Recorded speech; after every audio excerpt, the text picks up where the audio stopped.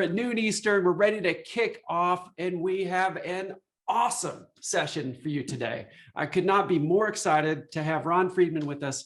Ron has written a book, as you know, called Decoding Greatness. I was so lucky to get this advanced copy, Ron. I feel indebted. I feel like I found the hot band before you got big. Although you're already big, but you're going to be even bigger after this. So I just feel privileged I got this, and it's just the perfect pairing to the snowball system. And when Ron and I were chatting about decoding greatness, we thought, how about a session on using his model in the book, Decoding Greatness, for Rainmakers. I mean, what a great topic. And it has really resonated. We've got almost 700 folks that have signed up for this session, and Zoom only allows you to have 1,000. So we were a little worried at the end. We might break Zoom, but I think we're going to be in great shape. So what you can look forward to today is Ron and I are going to talk about 3 big meaty topics under the headline of Decoding Greatness for Rainmakers. And the 3 big things are, how can we decode greatness, but do it authentically? I think that's really interesting. How can we keep and stay motivated is our second big topic. And our third one is, what are some practical tips Ron has for us to get going and get some quick wins? How do we apply things? So those 3 big topics: how do we use his decoding greatness construct done in all of his research and apply it to Rainmakers, do it authentically? And then how do we can keep and stay motivated when we're super busy and the world's yanking us away from all the long-term kind of activities we want to do? And that last one, finishing with practical applicability, is always a good one. So if you don't know me, my name is Bunnell, author of The Snowball System. We've trained over 15,000 experts all over the world on sound, effective, and authentic business development techniques. And then Ron he owns a nice, amazing consulting firm. And this book, Decoding Greatness, was fantastic. So Ron, quick intro from your perspective so people can bond with you a little bit. Absolutely. So I'm a social psychologist, and my focus is on top performance. And I have a company called Ignite 80. The mission of Ignite 80 is to teach leaders science-based principles for elevating the performance of their teams. The reason it's called Ignite 80 is because over 80% of employees are not fully engaged at work. So the mission of Ignite 80 is to teach them science-based principles for making those numbers history. And this new book, Decoding Greatness, and which we're going to get into, is all about debunking a myth of top performance that is pervasive throughout all of our lives, and showing you how you can apply the strategies that top performers are really using that they're not talking about. Ron, perfect intro. So let's get right into our first big juicy content. One thing I loved about Decoding Greatness was, first half of the book is the model of how do we decode things, and the second half of the book, part 2, is all about how do we apply them to us. Mimicking just doesn't work. We've got to do this authentically. So let's get into the first of our big 3 topics. Tell us how people can decode greatness. What do they need to do and then apply it to themselves in an authentic fashion? Absolutely. So let's talk about the big idea. So the big idea for this book is that the stories we've been told about success are wrong. So there's 2 big stories that we've been told throughout our lives about how people achieve great things, whatever field you're in. That's the first story, is that greatness comes from talent. This is the idea that we all have certain inner strengths, and the key to finding your greatness is to identify a field that allows your inner strengths to shine. The second big story is that greatness comes from practice. This is the Malcolm Gladwell idea: 10,000 hours, practice, practice, practice. Eventually you'll become great. But there's a third path to greatness. People don't often talk about it, but it's the one that is the most impactful in knowledge work and in creative fields.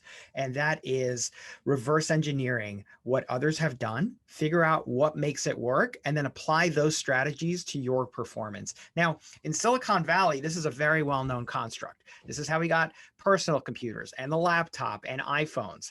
But what people don't realize is that this is also the way in which Malcolm Gladwell and Stephen King learned to write. And it's the path through which Claude Monet and Paul Gauguin learned to paint. And it's how Judd Apatow, the comedy legend, it's how he learned to write comedy, is by deconstructing other comedians. So reverse engineering turns out to be way more applicable than people have realized. And this book, Decoding Greatness, shows you how you can start reverse engineering the people in your field, whether they be content creators or just really incredible consultants, or people who are thought leaders in your space, and how you can learn from them and apply that to your work to become just a little bit better. And we're going to get into some of the strategies. Mo, I don't know if there are particular strategies you want me to get into, but I'm happy to talk about it. Oh, there are. There are. So when I read, I just feel so, again, I feel so lucky I got an advanced copy. I feel like I have this couple-month lead on everybody else in the world to use your constructs, Rod. But it made me realize that when I've had success in life, it's when I've followed this model. I had no idea what I was doing. I'm sure it was really clunky. But one thing that popped in my mind was I had an ACL surgery. I had a little bit of downtime, couldn't do athletics and things. And I read the Isaacson biography of Steve Jobs 3 times. I wanted to get into his head. I wanted to see how he thought. And I was clumsily following a model of decoding greatness, nothing like you do, but that changed my trajectory of how I run our business when I did that. So I was sold right away in the first half of the book as you got into some job stories that blew my mind and how he decoded greatness. So I think where I'd like to go now, so A, this works, and B is I want to apply it to the world everybody on this call is in. Yeah. Everybody's in the world of 1 foot in a deep expertise. They decoded greatness to become great at something. They're a high-end stakes litigator. They're a consultant. They're an account manager. They're an entrepreneur. What I think is interesting, though, they also have a foot in business development, or the folks wouldn't be here today. That's the thing companies don't teach. They have systems to teach you how litigation. If you're in a law firm, most organizations don't have a system to teach making rain, business development. So Ron, give us your best advice on how somebody in that situation can decode the greatness of somebody they aspire to be, somebody they look up to that's a great rainmaker. Go. Yeah. So the first step, and this is applicable to any field you're in, is to become a collector. So when we think about collections, we think about physical objects. We think about artwork or wine or stamps. That definition is far too narrow. If you're in the world of rainmaking, if you're trying to bring on new clients, there are all kinds of things that you can start collecting. And I can tell you from speaking with creative professionals, copywriters collect headlines. Consultants can collect presentation decks. I'm a writer. I collect openings that are powerful, words that grab my attention, and even conclusions that I think are really interesting or stories well told. And that allows me to both when I'm trying to create something, I'm not starting with a blank page. I'm looking at those examples, and then I'm looking to see what separates those examples from the ones that didn't make my collection. And you can apply the same. So you want to start a collection of all kinds of marketing materials. Maybe it's a well-written email. Now you've got a collection to look at. And now you can do something that we did as children, which is play spot the difference. Remember spot the difference when you had 2 images side by side to look what's different, but what's the discrepancy? You could do the same thing for an email. And I'll give you an example. I have a business partner in my life who's exceptional at emails. She's really, really terrific at this. And I study her emails because I'm CC'd on some of these. I want to get better at emails. And so I'll give you an example of something that she did that I thought was so compelling. You know how when you have to write a follow-up email, you feel like you're bothering the person. You want to say, just checking in, make sure you got, she'll write something like making sure my note landed. That's such an interesting way of saying it, and doesn't seem like you're bugging the other person. That's an example of something that I noticed that is now in my collection of how to communicate with clients. And now I have a template that I can go to, right? I don't have to think about it. I don't have to make it up as I'm going along. I can just go right to it and I can pull from it. That same approach is applicable to anything that you're trying to learn to understand better. And the other thing that you can do once you have things in your collection is something I call reverse outlining. Now, we all have heard about outlining, right? This is the process of when you're writing, let's say, a memo or a deck, you're bullet pointing what you're going to be putting in the future. Reverse outlining is taking an outstanding example and then working backward to create that outline. So if you were going to recreate that deck or that memo, how would you distill it down to bullet points? That gives you a recipe. It gives you a roadmap for creating your next deck. Now you've got a template that you can go to. So the way I think of it is collect, analyze, templatize. And what I love about that is you never have to feel stuck. Anytime you need to write anything, go to your collection, figure out what's working here, and then create it into a template. And that's not all, though, because in Decoding Greatness, I talk about how if you just copy somebody else's formula, you're not going to be successful. And the reason for that is that person has unique strengths that you probably don't share. I mean, there might be some overlap, but invariably there are going to be some differences that allow them to execute at a high level and prevent you from doing the same.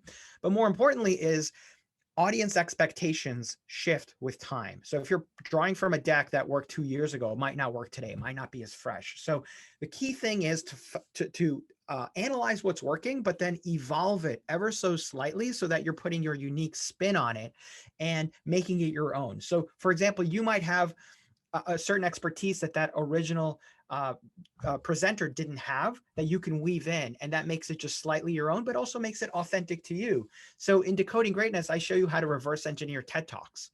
And there's an example that I use of Sir Ken Robinson. He's got the most popular TED Talk of all time.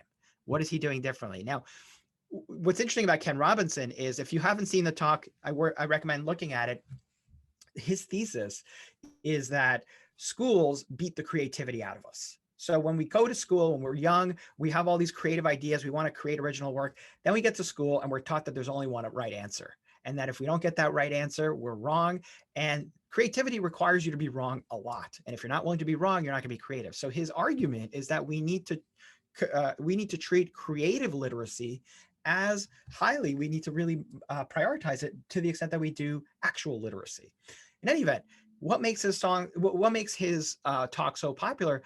It's hard to know when you're watching it, but when you reverse outline it and when you apply some metrics to identify, okay, what's he doing differently than the average TED Talk? What you identify is that he's telling a lot of jokes and he's got one persuasive fact the entire TED Talk. This goes on for 19 minutes, the most popular TED Talk of all time. How many persuasive facts? He's got one. If I was writing a TED Talk from scratch, I don't know about you, I'd probably just pound away at facts to be persuasive. And what you realize when you reverse engineer the person who's done it successfully is that no, they're not telling a lot of persuasive facts. They're only telling one. What is he doing differently? He's doing a lot of storytelling. He's a great storyteller. He's got a lot of personal anecdotes that help the audience connect with him.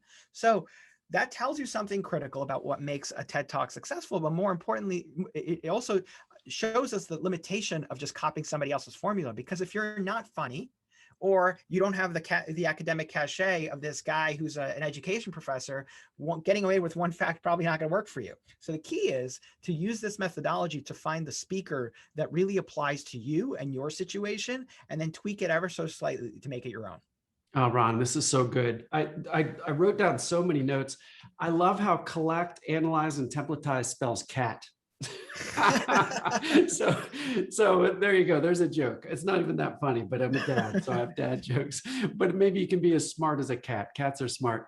Hey, one thing I forgot to mention to everybody is open up chat. You know, it's a little button at the bottom of your Zoom screen because you can pop questions in there. We are going to have a Q&A section after we hit our big 3 topics. Mark Crowley already has an awesome question. And Ron, since he was first across the goal line, maybe we'll cover this in the Q&A. But he asks, how do we organize the collection so you can find relevant examples? I love that. I don't want to hit it now, though, because there's a question I want to ask you. Yeah. If you think about making it rain, you've got your own consulting firm. So you're in the shoes of all these other experts that are on the line. Yeah. Let's brainstorm a little bit on what collections could look like. You know, a couple things I thought of were, how do you ask what great questions are the best? What lead generation methods would really work for others? Giving a speech, writing an article, things like that most people use. What are the things you've seen? Just when you think about this audience, when you think about the topics that could be in their collections or the things that they could collect, what's your best advice on the things that they might want to think about collecting? Well, I think the sky's the limit, but it's almost like the danger of collecting too much. But it's a different mindset where now you're not just like coming across something that's great, moving on and going to the next thing, because when it's time for you to create something, you're going to be at a loss, or you're just going to think about the industry leaders, and then everyone's copying the industry leaders. So that's not good. You want to be looking at other industries too. And so having that mechanism of somewhere to drop it is really key. So for me, I just use a Google Doc. I'm old school. I'm happy with the Google Doc. I don't need a fancy app. If you want more than that, you can bookmark. You can use Evernote. You can use, I want to say Instagram, but it's not Instagram. It's the one with the images. But in any event, it is having somewhere to place notable examples. Now, what specifically should you collect? Lead magnets. That's a great one. I think emails are really difficult to construct well. So I think examples of emails that moved you to want to click or want to purchase Mhm. presentations like this, right? If you find this interesting, you can interview somebody who's an industry expert in your field, use Mo's questions, and figure out, okay, what is Mo doing? A big part of this, by the way, is turning visuals into transcripts, right? Turn a video into, have it transcribed. Go on rev.com.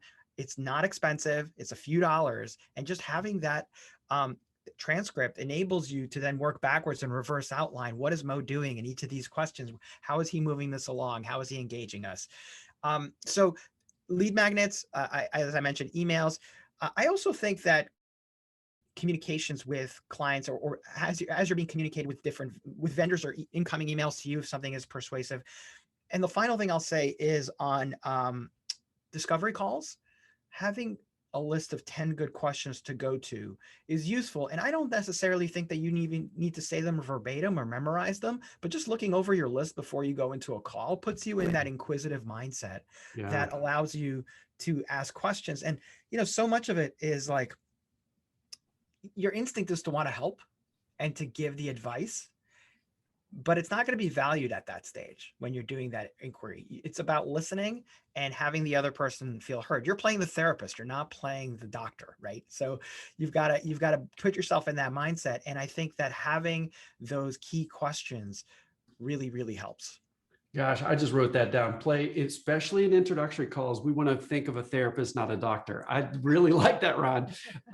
So I might take that and put it in my collection, learning from you. Well, if I think about business development as a process, the kinds of collections people might make work through a linear system. Not that you would execute it linearly, but how does one person get introduced to the people they want to meet?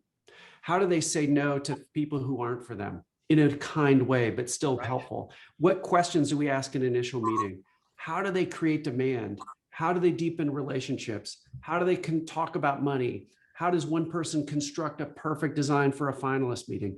Those are all things that could be collections depending on what you want to focus on next. And then you could open up that Apple Note and just start taking notes from others. And Mo, I don't know if you do this already, but you might want to, create a library for folks so that even in different industries, like here are examples of a well-written, follow-up email. And I believe pulling from that is just truly valuable. And I just want to demystify like this idea that copying, we have this, I think this is why reverse engineering has flown under the radar for so long.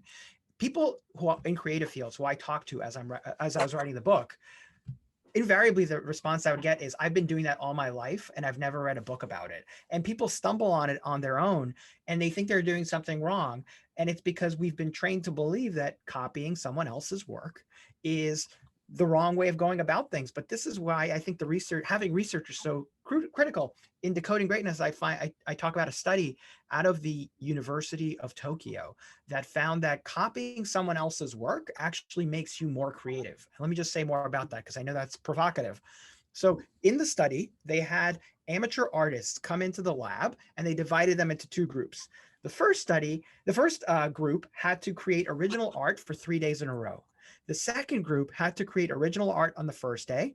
On the second day, they were asked to copy the work of an established artist. And then the third day, they were asked to resume creating original works. And then what they did was they had actual artists come in and evaluate which group was most creative on the third day. And what they found was that second group, the group that had paused to copy the work of an established artist, blew the first group out of the water.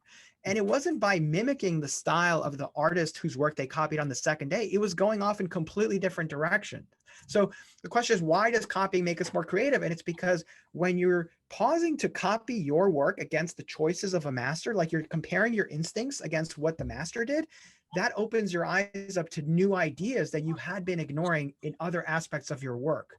So I'm not advocating for taking someone else's formula, slapping your name on it and putting it out there. But what I am saying is, privately, if you want to go through that process of trying to recreate it and then comparing what you would have done normally against what they ended up doing, that's going to lead to a more original iteration later on. So I just think we have to think about copying differently, because actually that's the best way of learning.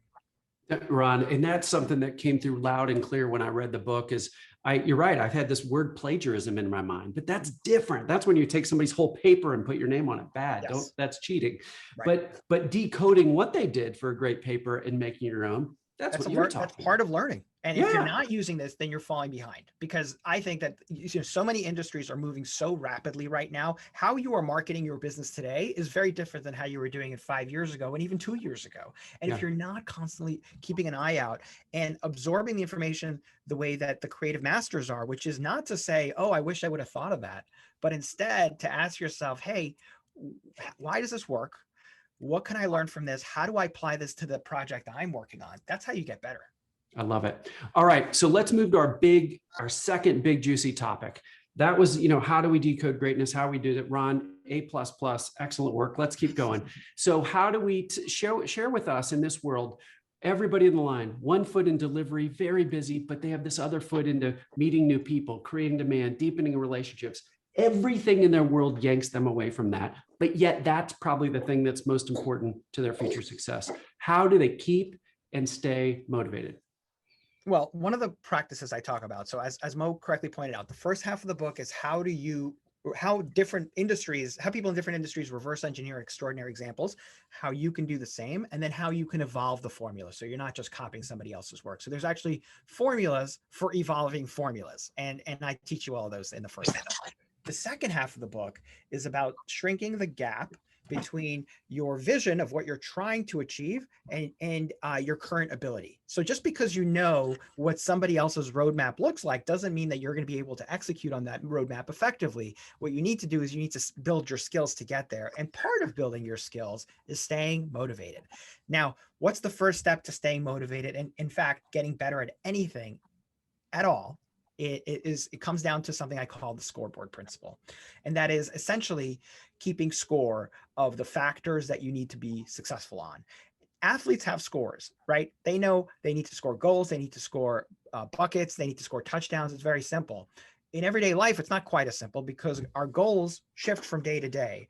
And the first step is really keeping score of the actions you need to take to be successful. Now, I call this a scoreboard principle because we know from the research that anything you measure, you will improve on.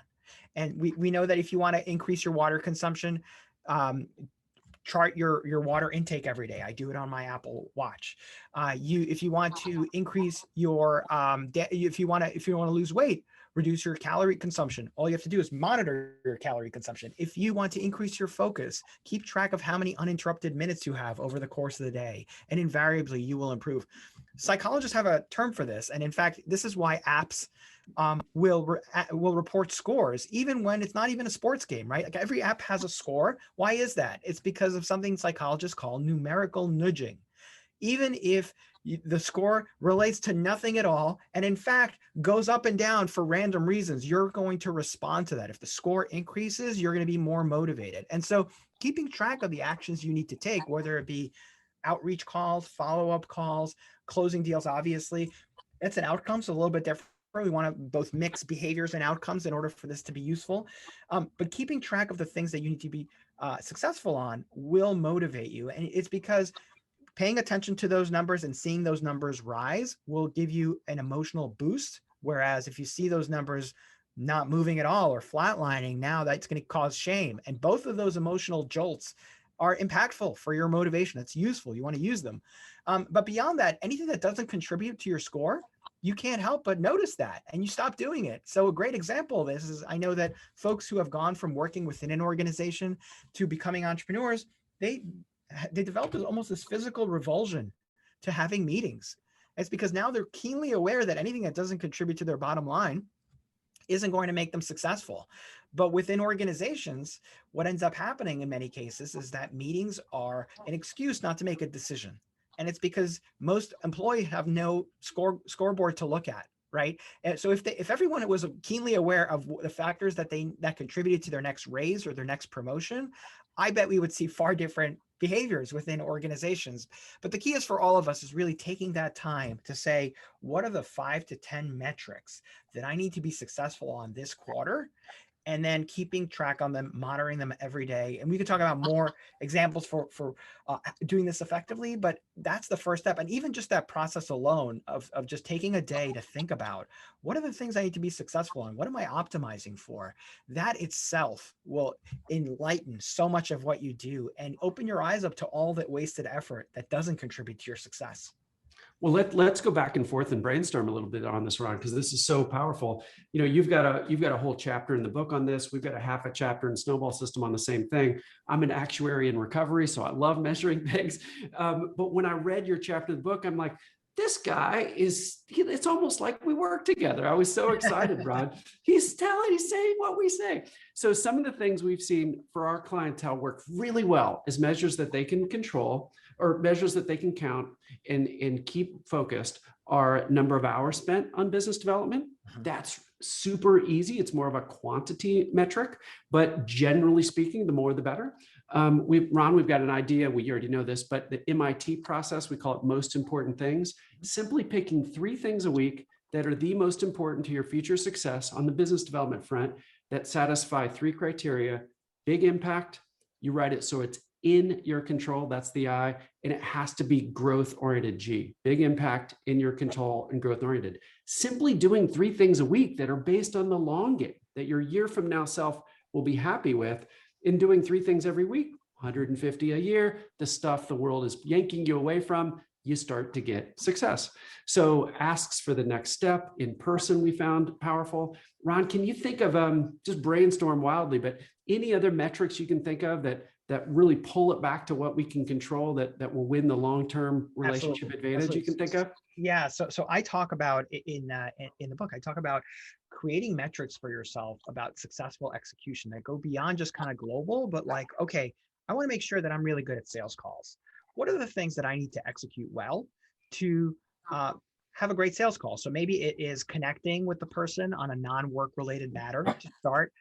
Maybe it's finding something that you have in common, again, before you're even talking about your business. And then when you present the deals, to make sure that you're doing so in terms of benefits and not features, right? So really talking about the emotional benefits to the other person. So a great example of this, I decode Apple's website, and I talk in the book, and I talk about how they don't talk about how they have headphones that are noise canceling. They talk about it as magic like you've never heard before. And that's so powerful because they're communicating the same thing, but they're explaining it in terms of benefits. So those are 3 features that go into a successful sales call. Now, how do you score those? Well, what about if you recorded your sales calls? And I know this is painful for a lot of people. The idea of recording, you're having to listen to yourself afterwards, have it transcribed, and then give yourself a score on how well you executed those 3 things. Invariably, your performance will improve, because if you don't get a 7 or an 8, you're going to go back the next time and you're going to do much better because now you're more keenly aware.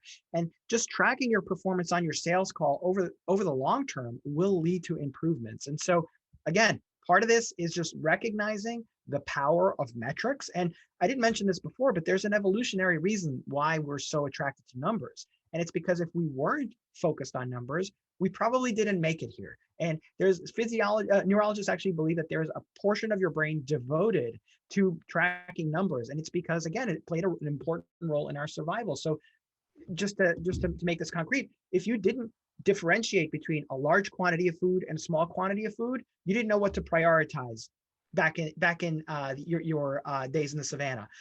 If you weren't keenly aware of how large a tribe was, you didn't know who to ally with, who to run away from. So for all those reasons, it is essential to our evolutionary success and our survival that we pay attention to numbers. So the real danger is not so much of not tracking numbers, it's tracking the wrong numbers. And so this is why so many of us are obsessed with our salary when we have enough. I'm not suggesting you should ignore making more money, but I think for many people it's gotten out of control because they're obsessed with what that number is. It's not about what the number actually allows them to do, and that leads to decisions that don't make them happy. Beyond that, it's also like how many people are following you on Facebook, how many people are following you on Twitter, how many people retweeted you. Does that matter? I don't know. The other thing I would say is that because people don't take the time to think about what they're optimizing for beyond the sales call, just in everyday life, I think what ends up happening is that we get something like aspirational whiplash, where one moment we're optimizing for our long-term financial success. The next moment we go on Instagram, somebody just bought a fancy car and now we want to optimize for status. The next moment, our friend invites us to a weekend away at a very expensive resort. Now we're optimizing for fun. And because we haven't decided what we're optimizing for, we go back and forth. And that's where the unhappiness comes from, is you don't know what you're optimizing for. And so thinking about this both on a day-to-day level, but also globally, I think is the key to not just top performance, but just life satisfaction. Yeah. Ron, this was great. And I can't say this one enough to wrap that up with a bow. What we see in all these 10 plus thousand, 15,000, almost 20,000 people we've trained is the folks that will get over their fear of measuring are the ones that have success, because you just pull it back to what's meaningful to you, track that. And then when you get to the end of the week, you still have 10,000 emails to answer. You still have people to call back, but you can declare victory for that week because you did the things that you wanted to do. Exactly. Okay, let's dig into our third big topic, Ron. So, and also, hey, folks, keep engaging, like Amy and Greg and Mark. Thanks for engaging in the chat because we're watching that. So if something resonates with you, let us know. That means we can go deeper. Start putting your questions in there because the Q&A part's coming up soon. So Ron, the third big topic, deep dive on application for us. You talk in the book about how to talk to experts, how to get quick traction, things like that. In that second part, tell us what to do to be successful. Yeah, I'll tell you about the expertise part, which I think is very interesting, which is that often we'll talk to experts, people who are really good at what they do. Maybe they're the Rainmakers we're trying to decode, and we'll ask them what's working for them. And we assume that they're going to know what their secret sauce is. And invariably, that's a mistake. And it's because of the curse of knowledge. So if you aren't familiar with it, the curse of knowledge simply says that knowing something makes it impossible to imagine not knowing it. Meaning that you can't even, it's not like you're trying to be difficult. It's just hard to communicate with someone who doesn't have the same level of expertise because you're using all kinds of acronyms, you're skipping steps. And in fact, what the research shows is that when you talk to an expert and you ask them how their thinking process for how they succeed, we assume they know what they're doing. But 70% of the information that actually goes into making them successful somehow goes missing when they're trying to explain it to you. And again, it's not because they're not trying to obscure material from you or keep it from you. Rather, they're just not even considering that an important step. And so there are specific questions that I identify in the book that you should ask experts to actually decode what they're doing and reverse engineer their success. And so there are three categories of questions. I'll just tell you about them briefly because you'll get the actual questions when you get the book. The first is journey questions. So asking them about their roadmap for success. So a key question here might be, what mistakes did you make at the beginning? Having them think about comparing where they are today to what they did at the beginning will help you unlock some things you shouldn't do, but also point you to the things that ultimately ended up being successful. The next one is thinking about the process and asking them just to help walk you through their process. So you say, what do you do first? What's next? What's after that? Going in the day-to-day, putting them in that day-to-day, and adopting a mindset of naive curiosity, by the way, is critical to this.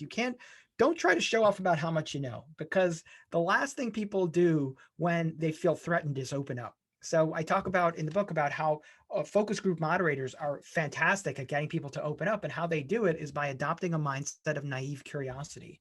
They're never the smartest person in the room. They're always asking lots of questions.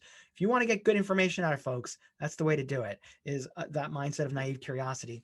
The final category, so I mentioned two so far: journey questions, process questions. The final category. And on that last one, Ron, this is interesting. I guess that means we've got to put our ego aside.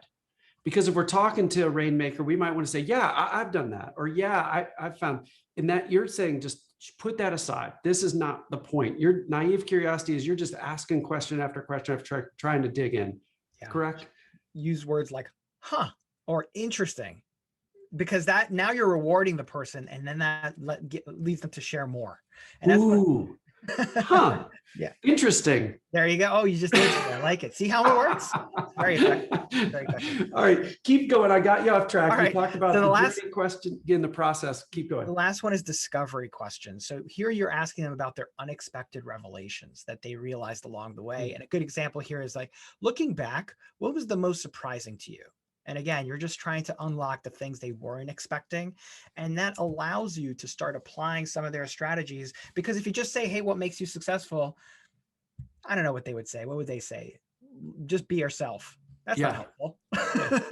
Yeah. So here you're getting some more actionable tips, and it's by asking the right questions that actually account for the fact that they have that curse of knowledge and that they just can't even begin to share some of those insights unless you give them the right prompts. Well, it reminds me of a hilarious story. We work with one of the big three management consulting firms worldwide. And one of the person who came through our pilot group years ago said he was so happy to get templates and a framework and download the tools that he can use, fill in the blank kind of things. He said, because when he made partner, he had gone to somebody that he really wanted to aspire to be, somebody that was one of the best Rainmakers. And he asked that person, hey, how do I do it? And the person said, you know what, it's easy, just take people to great dinners. And like, that was it. That was the whole thing. That was his training. And he's like, there's got to be more to it than that. So to your point, Ron, like this person is an expert in making it rain, but could not articulate it in any meaningful way. And I think these questions are just really, really good. Yeah. And in the book, I talk about, there's research showing that the researchers the teachers, the professors who have the best research track records, they're the ones who are teaching at Stanford and Yale and Harvard. And the relationship between great research and great teaching is zero. There's literally no relationship. And just to make this concrete, like if you, we all tie our shoes every day. If you had to write a book about how to tie your shoes, would you be good at that? I don't know. It's a difficult thing. Just because you know how to do it doesn't mean you know how to communicate it. And so you've really got to have the right questions to get the ideas out of the expert. Yeah, no, that makes a ton of sense. All right, so that's cool. So what we're going to do is we're going to move to Q&A in just a second. So line up that chat with some questions. One thing beforehand, though, one of the things I was working with Ron on is I really wanted to make this session super successful for everybody. So that idea of templates came up. I mean, I'm teaching a class here in a second, so I've got everything over here. But like when we teach classes, we give people templates on how to think about their relationships, how to create demand, things like that.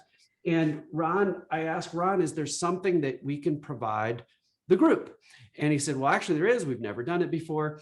And it's a templatized way of thinking how to decode greatness. Ron, is that right? That's what you created? Yes. So we actually, after popular demand, I had a lot of folks say, okay, this sounds great, but I don't want to do all these analyses and reverse outlining. Do you have some templates? And so we created a course for my audience, and Mo has it up. Grateful. Thanks for that. This is actually going on right now for my audience. And these are a set of blueprints that show you my process for how I create, how do I take examples and templatize them, but also turn successful TED Talks into templates so that it's almost like Mad Libs where what asks you questions to drop in so that you can actually create those templates and come away with a speech within a half hour. So I've got blueprints for some of the most sought after goals that people have, which are like TED Talks, writing for major publications, and even publishing a best-selling book. So what I've done is I've reverse engineered the power of habit against atomic habit to show you what are they doing differently and how can you apply to writing your own book or writing your own viral article. And so in this course, I show you my process for reverse engineering. I take you through it. Then I show you how I reverse engineered these books, these viral articles, and the TED Talks. And then I give you the templates for just going off and doing it yourself. So Mo asked me to share that with you. It is something that has been incredibly popular, far more popular than I ever imagined with my group. And as part of the course, you also get a master class with me and Dory Clark. Now, Mo, do folks know Dory? In your a lot of them would, because she was on our podcast. She's amazing. Yeah. So Dory Clark is an HBR writer like myself, and she's probably one of the most prolific writers. And so what we did is a masterclass on how to reverse engineer our articles, about what goes into each one and how you can create it yourself. And so what are the questions we look at? And then also as part of the course, you also because I practice what I preach, I give you a reverse outline of my book so you can see how I wrote it, what went into it, and how I thought about it, and you can create your own. And then you also get a Cliff Notes for those who are too busy to read a book. So there you have it. And then I ask you, could you give that at no charge to our group? And you said, maybe not at no charge, but people usually pay for it. But if I think your offer to the group, and this is the only group you've offered this to for people that are on this call, is this right? If they buy 3 of Decoding Greatness books and email a receipt to your assistant, you'll give them access to the course, which usually costs $100. Correct. Everyone here can have the course. I've literally never given this away before, but Mo assures me this is exactly the right audience we need to get in front of, and I believe him. So you can have the course for free. All you have to do is buy 3 copies, keep one for yourself, share a couple with a friend or a colleague, and I'd be happy to share my templates.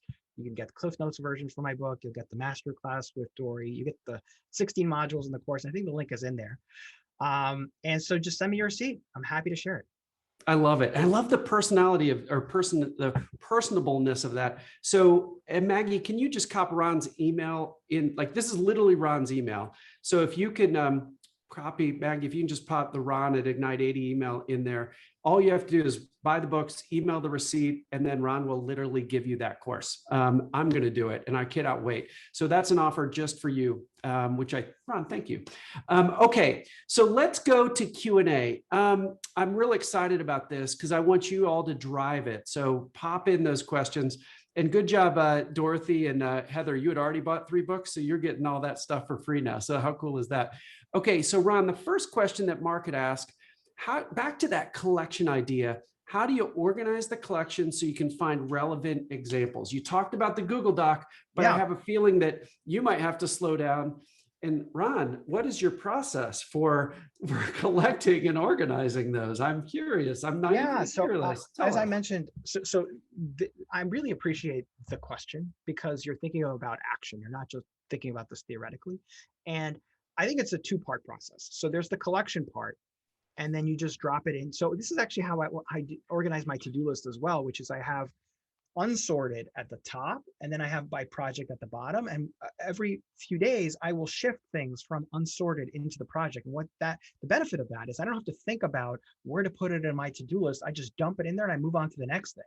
It's the same thing with these lists. So you can create for yourself an unsorted section and then move them into lead magnet, email, whatever the case may be for you.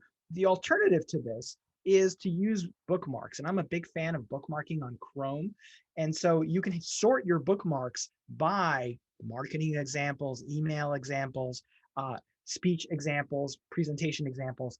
That's another way of doing it. But you really have to find a system that works for you. All I can do is share with you what's worked for me. So I'm a big fan of bookmarking, and I've got those Google Docs. And the other thing I love about Google Docs is you can hyperlink Google Docs to other Google Docs. And so it's an interconnected system. And what I often will do is I'll have a spreadsheet of all my Google Docs. So that way that's my directory. And then I'm able to just click and find what it is I'm looking for. Yeah, this is interesting. And there's some new software out there like Obsidian. Have you ever run across that? There's a category called personal knowledge management, PKM devices. Have you heard of those, Ron? You know what? I am someone who is proud of their illiteracy when it comes to apps, but because I just feel like sometimes that you spend so much time teaching yourself the system, by the time you figure out that it's not for you, you've already wasted a week. But have you tried Obsidian? I haven't, but my friend Sean Blanc has, and they're just huge fans of it. They went out and rated a bunch. So folks, if you want to go like to the most complex right away, which I think, Ron, our advice is not to do that, right? Start with an Apple Note or a Google Doc. There is something called a personal knowledge management, or PKM, category now in the App Store and things like that. Obsidian is the one our friend Sean Blanc recommends, and he looked at all of them. And it lets you put little notes and snippets like Ron's talking about, how to ask great questions, how to set up a finalist meeting, whatever you're collecting, and you can link them all to each other to the extent you want to. So, but to your point, Ron, I think I would just do the Apple Note, Google Doc, something like that. And effectively what you're saying is there's like an inbox, unsorted, and then some kind of sorted by category. And then every once in a while you move things around, and that actually creates learning. All right. I'm going to do something I've not shared before. I'm going to do a screen share for just a second. Yes. I'm going to actually show you how I do. Let us peek inside the tent here. So you're going to show your Google Doc. This is actually, this is a little bit different than what we've been discussing, but I think will be useful to folks. So what I'm going to share is what I call my word museum. Okay. That's where I call it a museum, because that's what we're talking about. It's having a collection that you can visit for inspiration. So this might be useful to the aspiring writers in the world. What I have here are the word I would think of using, and then the better word. Okay, so I might say not, I might say Mo has some incredible abilities. He's got incredible wherewithal. Mm. No, I want to accelerate success. No, I want to amplify success. So that's an example of how I use collect words, and it's just a simpler way for me to take the thing I'm thinking of using, and then shift it away. Now you could use a thesaurus, but that's a lot of wasted effort. I don't need to do that. Now look at amazing, miraculous, astonishing, unassailable, extraordinary, mesmerizing. Like those are like any one of those words. All of a sudden I've taken Ron and I've made him sound like Malcolm Gladwell. That's my process. Well, what I like about that is that gets back to the authenticity angle. So if somebody was doing your word museum, but they called it question museum, great first meeting question. Exactly. Museum. And I do have a list of questions as well. Yeah, that's exactly right. Wow. Well, can you show that, or I mean, obviously this is off the cuff. You may not want to. Let me see if if there's anything embarrassing in there. Hold on a second. Well, what's neat about this is I see what you're doing. Like you're saying, the question that worked for Mary was awesome. Like it lit up a light bulb for you, but you might have right next to that, you say, here's how I might ask the same question. I love it. Maureen, thank you. Asking great question. Got Ron to open up. I love it. So Ron, I know you're still working. I'll work on our next question. Okay. Yeah, I'm looking for it. Yeah. So our next question, if you can't find it, that's okay. But Preston asked, can you speak more about analyzing what works, tips and tricks? Give us your best advice there. So yeah, you've done the collection. Now we're going to transition to making it work for us. Absolutely. So one of the things I talked about so far was the spot the difference. That's kind of like a very first layer of how you go about it, but then we can go into a lot more analysis, and I do that in the second chapter of the book. So I talked about reverse outlining and what you can learn by doing that. There's another process that I share in the book and also in the course, which is turning words into pictures. And here's what I mean by that is I will look to see how often something occurs within a particular piece of writing. And then I will compare it to something that is average and see what it stands out on. Now, that idea of quantifying features comes from polling. So I used to work as a pollster. I did polling for the Obama team back in 2008. Yeah, and congressional candidates all over the place. And what you do in polling is you look to see where a candidate stands out in terms of their support relative to what you would expect given the average number of people in the population. And we call that an outlier. And so, for example, a particular candidate might stand out on how many women between the ages of 45 and 54 like them. And if that's the case, more likely than not, then that same candidate will probably not do as well with men 60 plus. And that's because those tend to be indicators of Democrat versus Republican. Women 45, 54 versus men 60 plus tend to be Republican.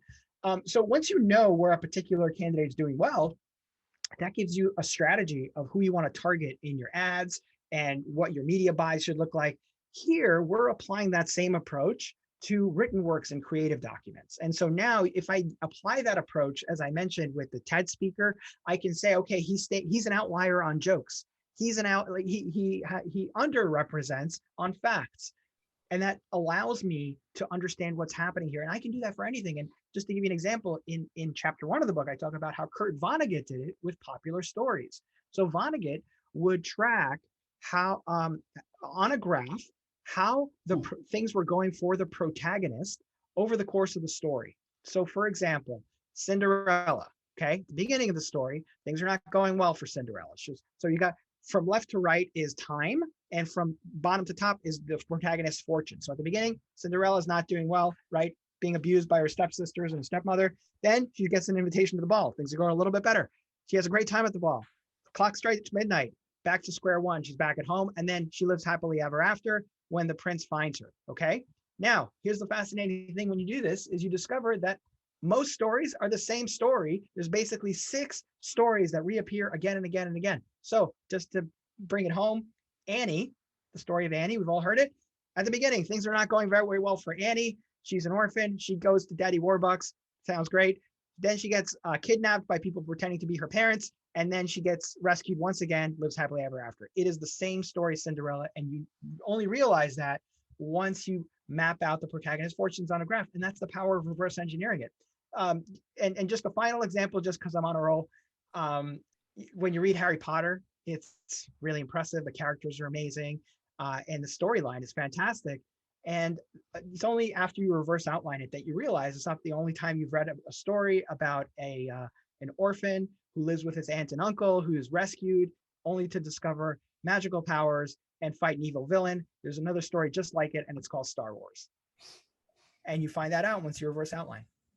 I love it. And I was fiddling with the book because you actually give graphics on exactly That's right. There's how to do that. Cinderella versus Annie. Yeah, I love it. Well, cool. Well, do this. We're going to do a rapid fire question because I want to have us wrapped up just a little before the top of the hour because people start to drop. So we're going to try to be done by about 5 till so that you have time to go to your next call. But real quick question. I thought this was really good from Preston, or excuse me, from Donald.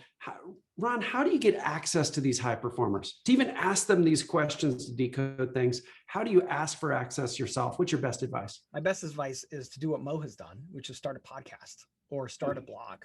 And, you can get access to anybody in the world as long as you're helping them get what they want, right? I'm not the first one to suggest that. I think somebody else famous came up with that first, right?